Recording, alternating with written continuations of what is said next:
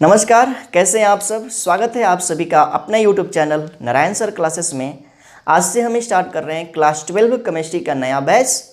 सबसे पहला chapter start करेंगे जो होगा ठोस अवस्था यानी कि सॉलिड स्टेट। इससे पहले हमने सिलेबस डिस्कशन किया था और सिलेबस में हम लोगों ने जाना था कि हमें क्लास 12 केमिस्ट्री में कितने यूनिट पढ़ने हैं, कितने चैप्टर पढ़ने हैं, और सभी चैप्टरों के बारे में हम लोगों ने संक्षिप्त जानकारी प्राप्त कर लिया था। और वहाँ पे हम लोग जो भी चैप्टर है उसमें क्या क्या चीज़ें पढ़नी है, इन सभी चीज़ों के बारे में हम लोगों ने बात कर लिया था। उम्मीद है कि आप लोगों ने सिलेबस डिस्कशन देखा होगा, और यदि आपने नहीं देखा है तो आप उसे एक बार ज़रूर देखिए। आज हम स्टार्ट करेंगे यूनिट फर्स्ट, जो है क्या, ठोस अवस्था यानी कि सॉलिड स्टेट। तो जो भी स्टूडेंट इस वीडियो को देख रहे हैं, आप लोगों से रिक्वेस्ट है कि आप लोग पूरा वीडियो देखें। यदि पूरा वीडियो देखते हैं, स्किप नहीं करते हैं, तो सभी चीज़ें बहुत ही अच्छे से समझ में आएगा, और एक ही बार आप वीडियो देखेंगे तो उसे आप बहुत ही अच्छे से समझ पाएंगे। तो शुरू कर देते हैं आज का सेशन। और सबसे पहले हम जानेंगे ठोस अवस्था के बारे में। ठोस अवस्था है क्या, लेकिन इससे पहले हमें जानना होगा द्रव्य के बारे में, यानी कि मैटर के बारे में। द्रव्य है क्या या पदार्थ है क्या? तो आप लोगों ने पिछले क्लास में द्रव्य या पदार्थ के बारे में जरूर पढ़ा होगा। द्रव्य है क्या, तो हर वह वस्तु जिसका कुछ न कुछ द्रव्यमान हो तथा वह स्थान घेरता हो, उसे ही बोला जाता है द्रव्य यानी कि मैटर, यानी कि पदार्थ। और सभी वस्तु का कुछ न कुछ अपना द्रव्यमान होता है और वह कुछ न कुछ स्थान घेरता है, और सब द्रव्य है। कुछ भी चीज़ें हम देखते हैं, सब कुछ द्रव्य का ही बना है। तो द्रव्य के बारे में आप लोगों ने समझ लिया। द्रव्य क्या होता है, देखते हैं। द्रव्य या इसी को बोला जाता है पदार्थ, इंग्लिश में बोलते हैं इसे मैटर। तो दुनिया का हर वह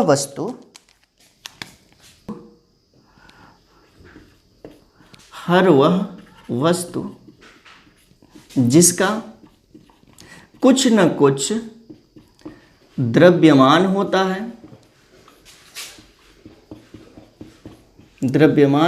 है और वह स्थान घेरता है। क्या है? स्थान घेरता है। क्या कहलाता है? द्रव्य कहलाता है। तो दुनिया का कोई भी वस्तु हो जिसका कुछ न कुछ द्रव्यमान हो और जो स्थान घेरता हो, वही क्या है? द्रव्य है।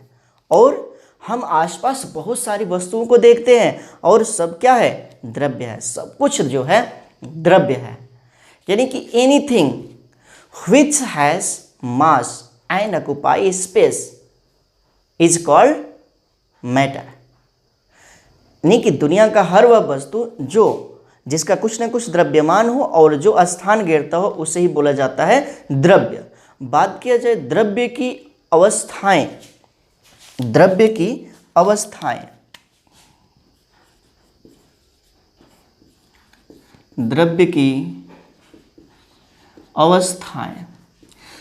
की कितनी अवस्थाएं होती हैं?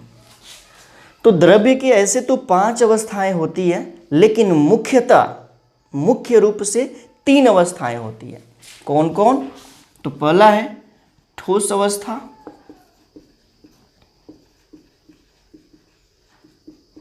दूसरा द्रव अवस्था,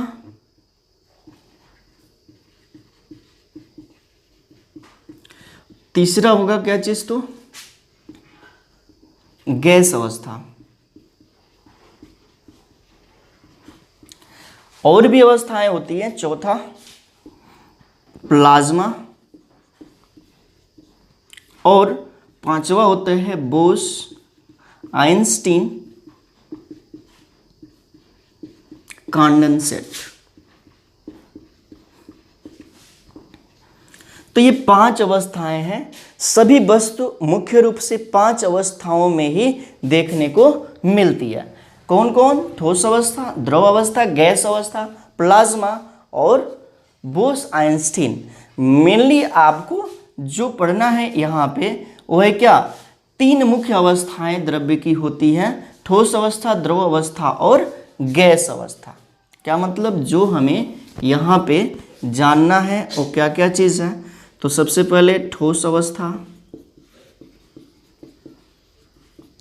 उसके बाद से द्रव अवस्था और गैस अवस्था। गैस अवस्था और प्लाज्मा के भी बारे में थोड़ी सी हम जानकारी यहाँ पे देंगे। यानी कि बहुत सारी ऐसे हम दैनिक जीवन में चीज़ें देखते हैं जो कि प्लाज्मा अवस्था में भी वस्तु देखने को मिलती हैं और इसके भी बारे में थोड़ा बहुत जानना जरूरी है। वैसे तो हम लोगों का जो चैप्टर है वो सॉलिड स्टेट है, यानी कि ठोस अवस्था है, लेकिन जब ये चीज़ें आ गई हैं तो इनको भी हमें जान लेना जरूरी है। तो यहाँ पे हमने बताया आप लोगों को कि जो द्रव अवस्था है और गैस अवस्था, ये दोनों चीज़ें आप क्लास 11th में पढ़े हैं और यहाँ पे आपको ठोस अवस्था के बारे में विस्तार से जानना है।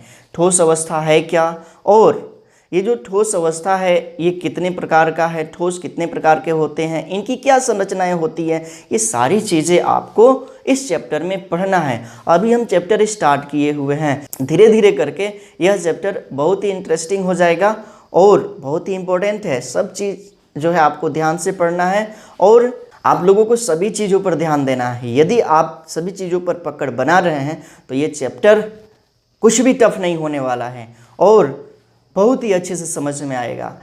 आगे बढ़ जाते हैं और थोड़ी सी द्रव्य के बारे में जानकारी ले लेते हैं।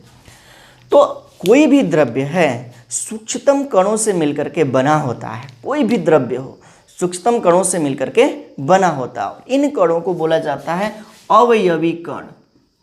अवयवी कण। और जो द्रव्य है उनके अवयवी कण क्या होते हैं?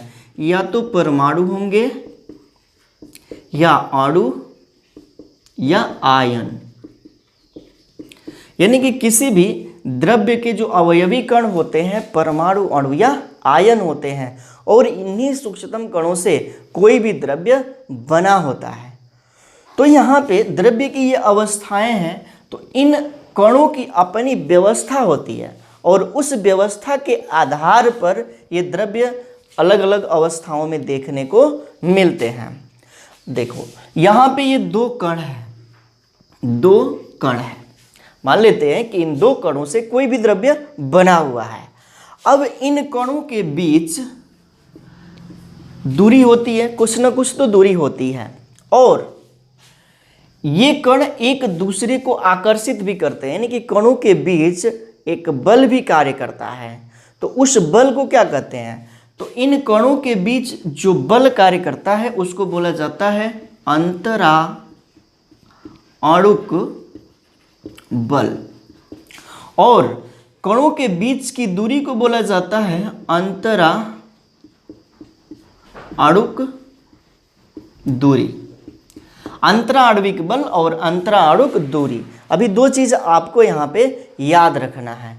तो यहाँ पे जो ठोस अवस्था है, ठोस के जो कण होते हैं, ठोस के जो कण होते हैं वह बहुत ही नज़दीक होते हैं एक दूसरे के, एक दूसरे के बहुत ही नज़दीक होते हैं।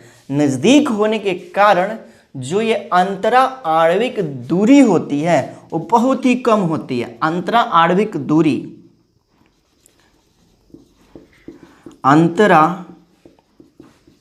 आणविक दूरी बहुत कम होती है। किसमें? तो ठोसों में। ठोसों में अंतरा आणविक दूरी बहुत कम होती है। अब अंतरा आणविक दूरी बहुत कम होती है, इसमें जो अंतरा आणुक बल है यानी कि अणुओं को एक दूसरे के खींचने का आकर्षण बल, खींचने की क्षमता, अणुओं को एक दूसरे को खींचने की जो क्षमता है, आकर्षण बल है, जिसे बोला जाता है अंतरा आणुक बल, वो प्रबल होता है, बहुत अधिक होता है। अधिक होने के कारण ये जो अणु होते हैं वो बहुत पास होते हैं। यानी कि अंतरा आणुक आणविक बल बहुत अधिक होता है। अब अंतरा आणविक बल बहुत अधिक होने के कारण इनका जो आकार व आयतन होता है वो फिक्स होता है। क्यों?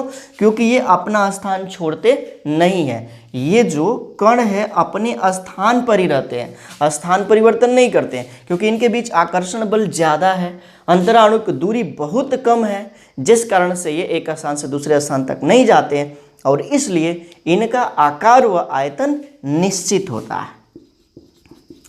आकार व आयतन क्या होता है? तो निश्चित होता है। आकार व आयतन इनका निश्चित होता है। तो बहुत सारे ऐसी ठोस वस्तु हैं, जैसे कि कोई धातु है, जैसे लोहा, लकड़ी, ईंट, ये सभी क्या है? तो ठोस है और ये निश्चित आकार व आयतन वाले होते हैं। निश्चित आकार व आयतन का क्या मतलब? इतना बड़ा आपके पास लोहा धातु है, यदि आपको दूसरे स्थान पर ले जा करके रखना है तो वह उतना ही, इतना यहाँ पे स्थान गिर रहा है, उतना यहाँ पर स्थान गिरेगा। ये नहीं कि स्थान गिरने की क्षमता इसकी बढ़ जाएगी या कम हो जाएगी। और यहाँ पे जो उसका वजन था उतना ही वजन यहाँ पर भी होगा, द्रव्यमान भी उतना ही होगा, उसमें भी कोई परिवर्तन नहीं होगा। क्यों? क्योंकि उसके जो अणु है बहुत ही पास पास हैं। अणु क्या है? बहुत ही पास पास है। आगे बढ़ते हैं, द्रव अवस्था के बारे में जाना जाए। द्रव अवस्था यानी कि लिक्विड स्टेट, थोड़ी सी बातें करेंगे द्रव अवस्था के बारे में। तो जो द्रव के कण होते हैं, अवयवी कण, थोड़ा दूरी पे होते हैं, इसलिए इनके बीच जो अंतरा आणविक दूरी है, अंतरा आणविक दूरी, वो क्या है? ठोस से अधिक होता है, ठोस से अधिक और गैस से कम। अंतरा आणविक दूरी ठोस से अधिक, गैस से कम होता है। दूसरी बात कि जब ये दूर हो गए तो इनके बीच आकर्षण कम हो जाता है, यानी कि अंतरा आणविक बल कम हो जाता है। किससे? ठोस की तुलना में। तो ठोसों से अंतरा आणविक बल कम व गैस से अधिक होता है, गैस से अधिक होता है।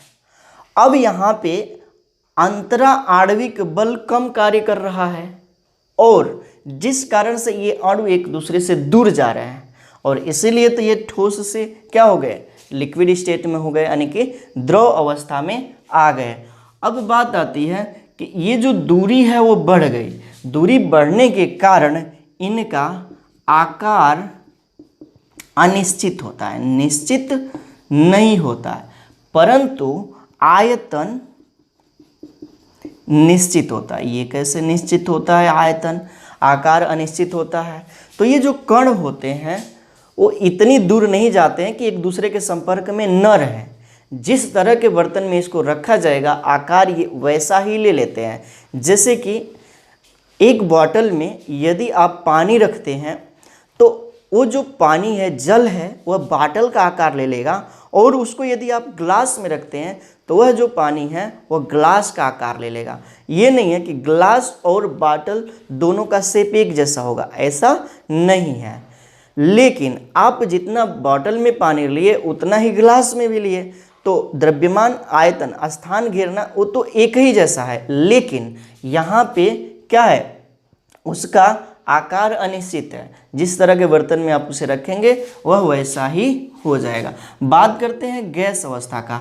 तो जो गैस के कण होते हैं वह बहुत ही दूर होते हैं, एक दूसरे से बहुत ही दूरी पर होते हैं और बहुत अधिक दूरी पर होने के कारण इनकी अंतराणु की दूरी बहुत अधिक होती है और आकर्षण कम हो जाता है।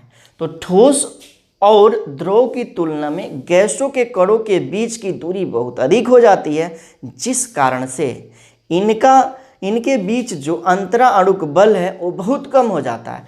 इसलिए ये जो कण है वह स्वतंत्र हो जाते हैं और कहीं भी ये आ जा सकते हैं। जहाँ भी इसको स्थान मिलता है वो वहाँ पे आ जा सकते हैं। इसलिए इसका कुछ भी निश्चित नहीं होता है। आकार व आयतन दोनों अनिश्चित, निश्चित कुछ भी नहीं होता है। आकार व आयतन दोनों क्या होता है, अनिश्चित होता है। किसका, तो गैस का। बहुत सारी ऐसे गैस है, गैस का नाम हम ले लेंगे, जैसे कि हाइड्रोजन है, ऑक्सीजन है, कार्बन डाइऑक्साइड है, मीथेन है, ये सभी गैस है और उनका अपना आकार व आयतन निश्चित नहीं होता है।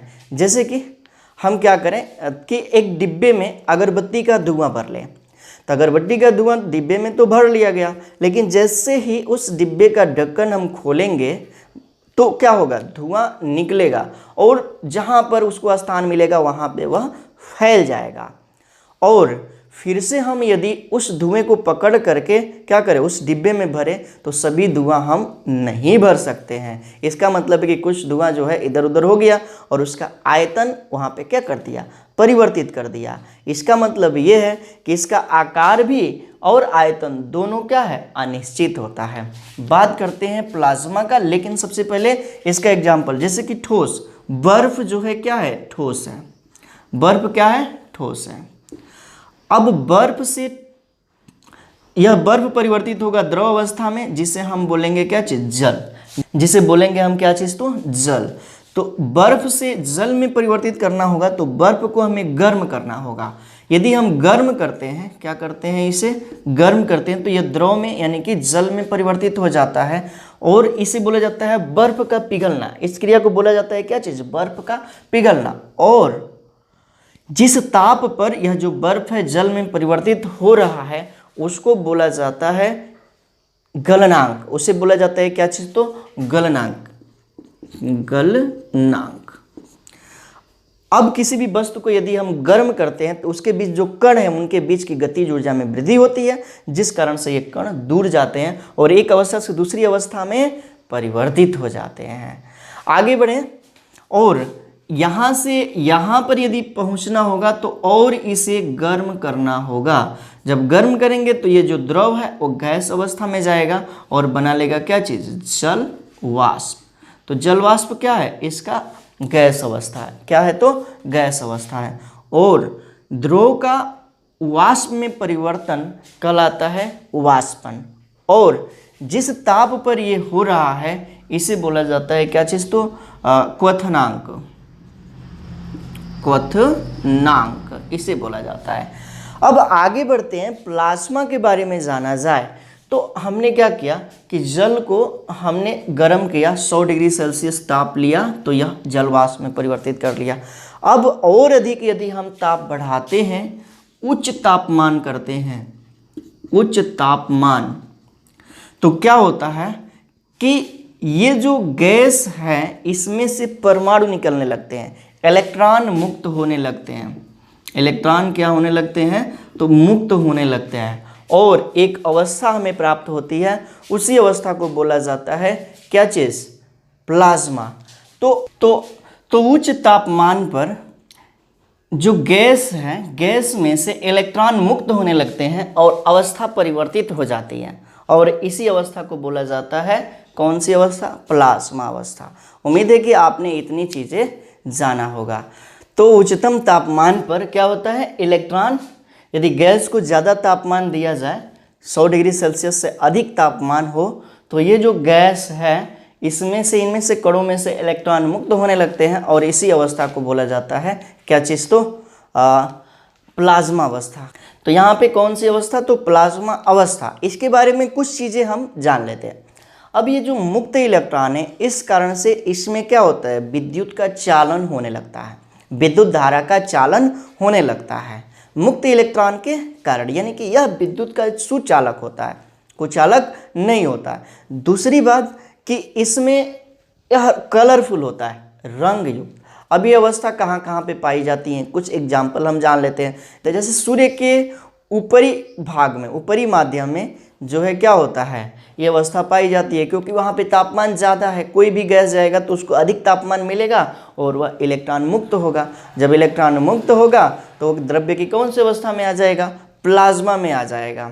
ठीक है, उसी प्रकार से एक और एग्जाम्पल लेते हैं, जैसे कि बादल टकराते हैं। तो जब बादल टकराते हैं तो टकराने से क्या होता है, उसमें से ऊष्मा निकलती है और वह ऊष्मा वहाँ के आसपास की जो गैस है उसके ताप को बढ़ा देती है और ताप को बढ़ाने के कारण इलेक्ट्रॉन मुक्त होते हैं और उसी मुक्त इलेक्ट्रॉन के सहारे जो ऊष्मा आती है कहाँ पे, पृथ्वी पर। और हम लोग कहते हैं क्या हो रहा है, बिजली गिर रहा है। क्या चीज़ हो रहा है, तो बिजली गिर रहा है, यानी कि बादल टकराते हैं और बिजली चमकता है और पृथ्वी पर आता है। ये किस अवस्था के कारण हो रहा है, प्लाज्मा अवस्था के कारण। उसी प्रकार से प्लाज्मा टीबी आती है, तो प्लाज्मा टीबी में कलरफुल होते हैं, बहुत ही अच्छा कलर होता है। और प्लाज्मा टीबी में ये क्षमता होती है कि रंग परिवर्तन करने का, मतलब अलग अलग रंग को अच्छे से दिखाने का। तो जो प्लाज्मा टीबी है, बहुत ही महंगी टीबियाँ आती हैं, 1 लाख से अधिक की इसके प्राइस होते हैं। और वो प्लाज्मा टीबी भी होती हैं क्या चीज़, वो इसी अवस्था पर बनाया गया है। ठीक, तो इतनी चीज़ें आपने समझा कि द्रव्य की अवस्था क्या है। अभी हम द्रव्य की अवस्था के ही बारे में बात कर रहे थे। द्रव्य की मुख्यतः 3 अवस्थाएं होती हैं, ठोस, द्रव और गैस। ऐसे तो 5 अवस्थाएं होती हैं, पहला ठोस अवस्था, दूसरा द्रव अवस्था, तीसरा गैस अवस्था, चौथा प्लाज्मा और पांचवा बोस-आयंस कंडेंसेट। लेकिन मुख्यतः बोला जाए, मुख्यतः 3 अवस्थाएं हैं, ठोस, द्रव और गैस।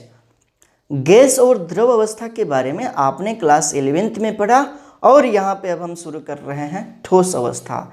तो ये सारी चीज़ें हम मिटाएंगे, आपको स्क्रीनशॉट लेना है, स्क्रीनशॉट लें और उसके बाद से हम शुरू कर रहे हैं ठोस अवस्था। द्रव्य के बारे में हमने बता दिया और अब हम आगे बढ़ें और चैप्टर को स्टार्ट करें, जो होगा क्या चीज़, तो ठोस अवस्था यानी कि सॉलिड स्टेट।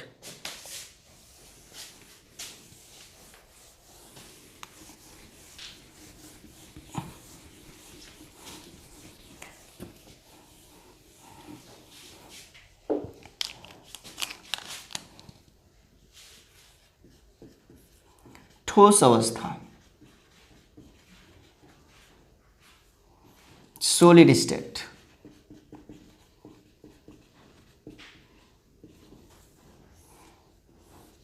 समझते चलना है, सभी चीज़ें बहुत ही इम्पोर्टेंट होने वाली हैं और धीरे धीरे करके आगे बढ़ना है और आगे हम रफ्तार और तेज़ कर लेंगे और आपके सिलेबस को हम ज़रूर कंप्लीट कराएंगे। तो जुड़े रहें नारायण सर क्लासेस के साथ। तो ठोस अवस्था क्या है, तो द्रव्य की वह अवस्था जिसका आकार व आयतन दोनों निश्चित होता है, जिसका आकार व आयतन दोनों निश्चित होता है, उसे क्या कहते हैं, ठोस अवस्था कहते हैं। द्रव्य की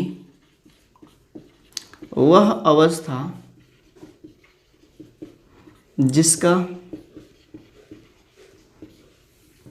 आकार व आयतन दोनों निश्चित होता है।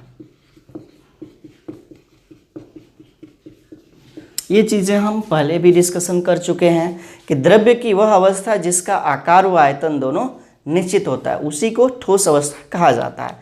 अब ठोसों के सामान्य अभिलक्षण क्या है, सामान्य लक्षण क्या है, और उसके बाद से हम जानेंगे ठोसों के प्रकार। तो सबसे पहले हम जान लेते हैं ठोसों के सामान्य लक्षण।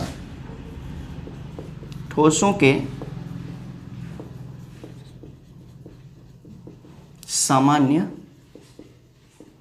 लक्षण, सभी चीज़ें आपको यहाँ पे समझते चलना है, बहुत ही इम्पोर्टेंट है और ये जो है बहुत लाभ देने वाला है आपके एग्जाम के लिए। तो सबसे पहली बात कि यहाँ पे ठोसों के सामान्य अभिलक्षण के बारे में हमें जानना है। सबसे पहली बात यही हो जाएगा कि जिसका आकार व आयतन दोनों निश्चित होता है, वही क्या है, ठोस अवस्था है। पॉइंट फर्स्ट हो जाएगा कि इसका आकार व आयतन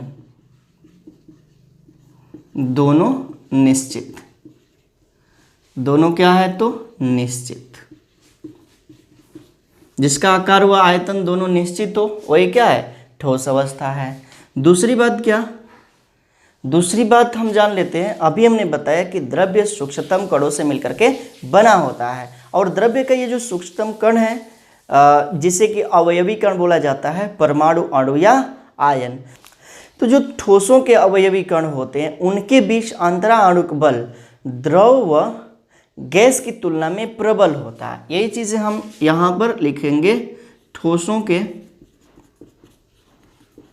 अवयवी कणों के मध्य, अवयवी कणों के मध्य अंतरा आणविक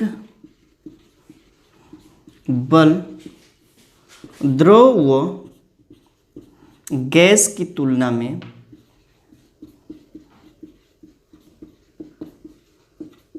प्रबल होता है। तो जो ठोस है उनके जो अवयवी कण है, अवयवी कण के बारे में हमने बताया क्या होता है अवयवी कण, परमाणु, अणु या आयन। क्या चीज? तो परमाणु, अणु या आयन। परमाणु, अणु या आयन, यही क्या है? अवयवी कण है। और ठोसों के जो अवयवी कण होते हैं उनके बीच अंतरा आणविक बल गैस और द्रव की तुलना में क्या होता है? प्रबल होता है। अब हम अगली बात जाने, क्या है ठोस के अभिलक्षण। तो ठोस के अवयवी कण निश्चित जालक बिंदुओं पर उपस्थित होते हैं। इनके अवयवी कण निश्चित जालक बिंदुओं पर उपस्थित होते हैं, उपस्थित होते हैं। मतलब कि जो ये अवयवी कण है, जैसे एग्जाम्पल में ले लिया जाए NaCl, NaCl, तो NaCl Na पर प्लस चार्ज होता है और Cl पे माइनस चार्ज, Na पर प्लस और Cl पर माइनस चार्ज। तो ये Na का जो स्थान है वो फिक्स है, निश्चित है, निश्चित स्थान पर है, और Cl का भी स्थान निश्चित है, अनिश्चित नहीं है। तो इसका मतलब ये है कि इनके जो अवयवी कण होते हैं निश्चित जालक बिंदु पर होते हैं, इसमें अनियमितता नहीं होती है, नियमितता होती है, एक निश्चित स्थान पे ये होते हैं। आगे बढ़ते हैं और अगला लक्षण जानते हैं क्या है। तो इनके बीच, अवयवी कणों के बीच प्रबल अंतरा आणविक बल होता है, और प्रबल अंतरा आणविक बल के कारण ये कठोर होते हैं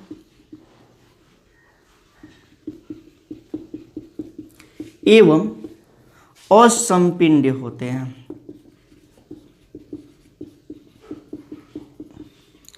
मतलब कि ठोस क्या होता है? कठोर होता है। क्यों? क्योंकि उनके बीच प्रबल अंतरा आणविक बल होता है, और असंपिंड होता है, मतलब कि दबाने पर दबता नहीं है। क्या मतलब कि यदि ठोस को, इतना बड़ा लोहे का टुकड़ा है, इसको यदि हम दबाएं तो ये दबने वाला नहीं है, मतलब कि ये दबने वाला नहीं है। तो इसका मतलब ये है कि ये जो है असंपिंड होते हैं, फैलते बहुत कम है। दूसरी बात क्या कि इनमें विसरण नगण्य होता है, विसरण, इनमें विसरण नगण्य होता है, मतलब कि ये फैलते नहीं है। जैसे कि पानी को गिरा दिया जाएगा तो यहाँ पे फैलने लगेगा, लेकिन कोई ठोस वस्तु ईंट ही गिरा दिया जाए तो फैलने वाला नहीं है। क्यों? क्योंकि इनके जो कण है एक दूसरे को पकड़े हुए हैं मजबूती के साथ, प्रबल आकर्षण बल के साथ, प्रबल अंतरा आणविक बल के साथ। इसलिए क्या है, ये कठोर होते हैं, असंपिंड होते हैं, और इनमें विसरण क्या होता है? नगण्य होता है। अगला लक्षण हम जान लेते हैं क्या, कि यदि इनको गर्म किया जाए, गर्म करने पर अणुओं के बीच गतिज ऊर्जा बढ़ जाती है। यदि किसी भी वस्तु को आप गर्म करते हैं तो उनके बीच जो कण हैं उनके बीच गतिज ऊर्जा में वृद्धि होती है। जब गतिज ऊर्जा में वृद्धि होगी तो वो कण एक दूसरे के दूर जाएंगे, और दूर जाने का मतलब है कि फैलना, और ठोसों में ये फैलने का गुण कम होता है। यदि ठोसों को गर्म किया जाए तो कम फैलते हैं, यानी कि गर्म करने पर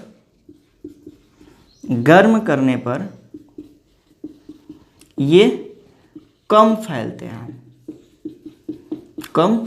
हैं, ठीक है। तो इतनी चीज़ें जो है क्या है, ठोसों के ये सामान्य लक्षण हैं।